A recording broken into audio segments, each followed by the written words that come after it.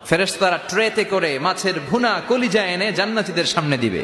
জান্নাতীরা পেয়ে ইচ্ছা মতো খাওয়া শুরু করবে। ঘাপুস ঘুপুস একটা যদি পাই অমনি ধরে ঘাপুস ঘুপুস খাই।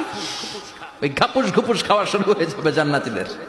ফেরেশতারা বলবে এত ঘাপুস ঘুপুস কইরেন না, সামনে আরো আছে। সুবহানাল্লাহ পড়েন। এটা যদি এত ঘাপুস ঘুপুস করেন সামনের গুলো খাওয়া লাগবে না? কথা বলেন।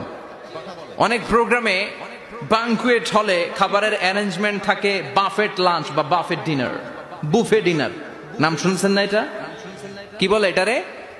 বুফে ডিনার বা বাফেট ডিনার। বুফে ডিনারে কেউ আপনাকে খাবার বেড়ে দিবে না, আপনার নিয়ে আসতে হবে। আর ওখানে কমসে কম 30 থেকে 40 পদের খাবার এভাবে সাজানো থাকবে। আপনি প্লেট নিয়ে যাবেন, নিজে নিজে তুলে তুলে খেতে হবে। এটার বলে বুফে ডিনার। সেখানে সব আইটেম একাধিক ভাবে থাকে।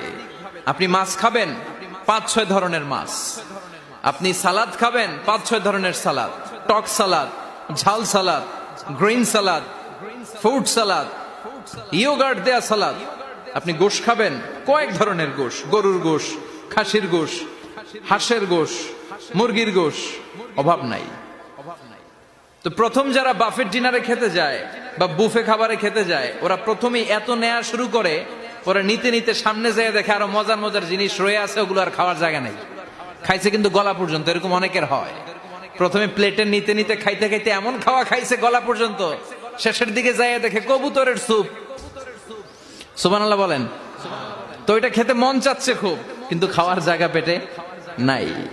তো জান্নাতীরা যখন মাছের ভুনা কলিজা পাবে অমনি ধরে ঘাপুস ঘুপুস।